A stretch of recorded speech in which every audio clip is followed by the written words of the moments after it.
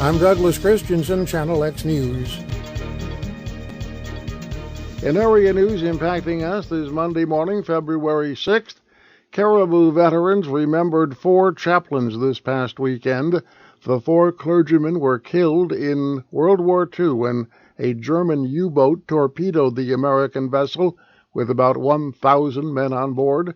4 candles were lit during a moving ceremony at the Caribou American Legion Hall, one for each of the victims. There were not enough life jackets aboard the SS Dorchester that February day. The chaplains gave up theirs so others could be saved. Witnesses say the 4 were last seen arm in arm singing hymns.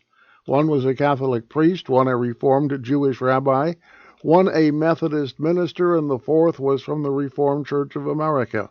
Congress designated February 3rd as the day to honor the 4.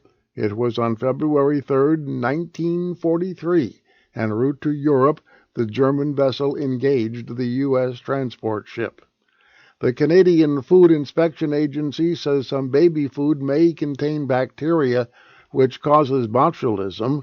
The PC Organic brand apple, blueberry, and green pea strained baby food should be dumped or returned to the store where you bought it. The recall was issued by Loblaws.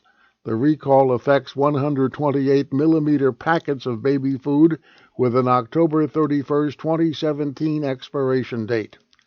A southern Aroostook County man convicted of killing a couple and setting their home on fire is due to be sentenced this week in Superior Court in Holton. Matthew Davis of Holton was accused of shooting 49-year-old Heidi Pratt and 51-year-old Michael Kitchen before setting fire in Oakfield in 2013. He then fled in a stolen pickup truck. The trial was moved to Washington County after Justice Alan Hunter was unable to seat a jury in Aroostook County. Davis was convicted in December of murder, arson, theft, and aggravated criminal mischief.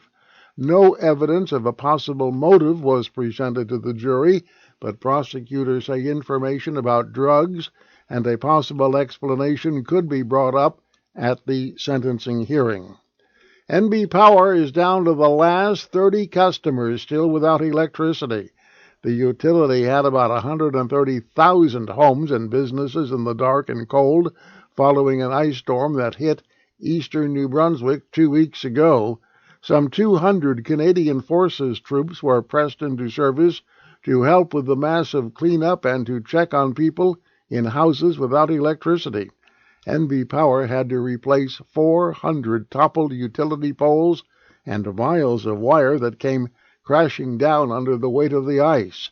Most of the Canadian Forces troops are being returned to CFB Gagetown near Fredericton, although a few will remain on cleanup detail.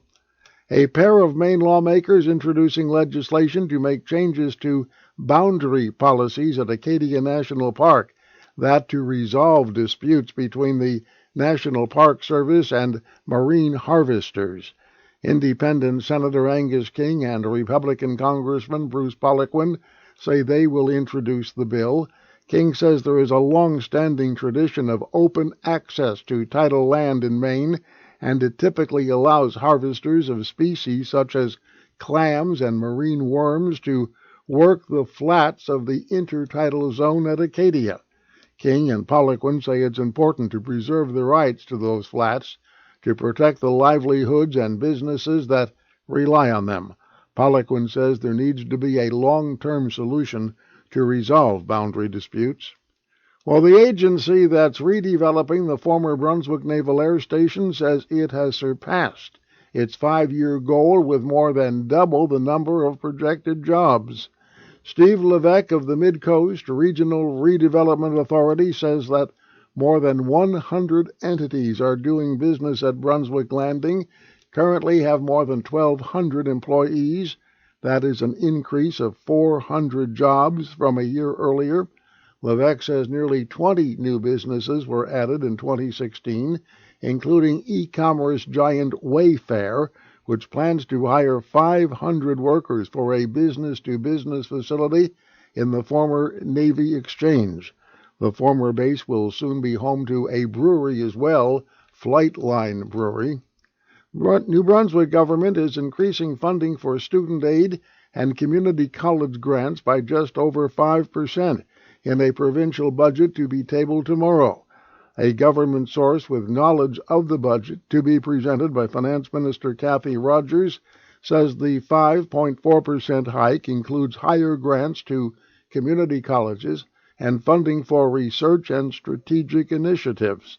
The source says it will also mean a 5% increase in funds available for student financial assistance.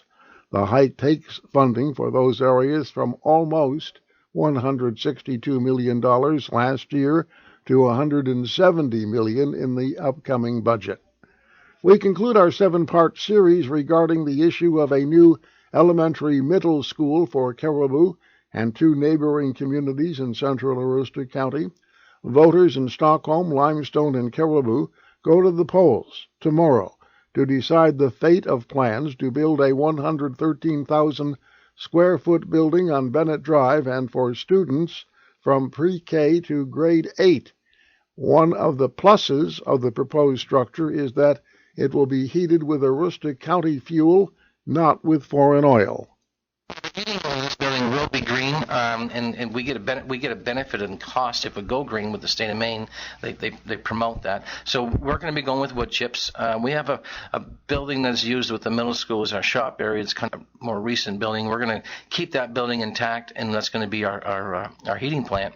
And then we'll have what's called a pipe and a pipe that will lead underground to the new school, and that's how it's going to be heated through wood chips right here that purchased in Aroostook County, and that will be used every day for our heating source for that new school. And like I said, the state actually gives us kind of a better deal if we do go green. That is RSU 39 School Superintendent Tim Doak. He says in the good old days, insulation hardly matters like it does today. It's in fairly good shape, but it's outrun its life. A life expectancy of most schools is about 40 to 50 years, and we've gone some 60 and 90. But most of these schools were built with little insulation because fuel oil was about 2 cents a gallon back then when they built most of these schools. And you could, just put the fuel oil to it, and it didn't really matter if you were losing heat because it was cheaper just to heat it with the fuel that we were putting in because of the cost. So insulation really wasn't an issue. But this building here will be built in what's called Zone 7, which is the harshest climates of Maine. And I think with the biomass and a very heated for the Zone 7 climates, which are the harshest in Maine, we're going to have a very efficient building in this new school. RSU 39 voters will be deciding 2 questions tomorrow, actually.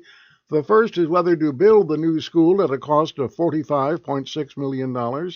The state is willing to write the check for that 100%. The second question is for a second gymnasium/music room at a cost of $2.3 million. That cost will be borne by local property taxpayers, minus donations being raised from area businesses and professionals. In addition to the $1 million in contributions they hope to collect, taxpayers will save nearly $700,000 a year in energy and operating costs from the 4 buildings this new facility will replace. Voting tomorrow?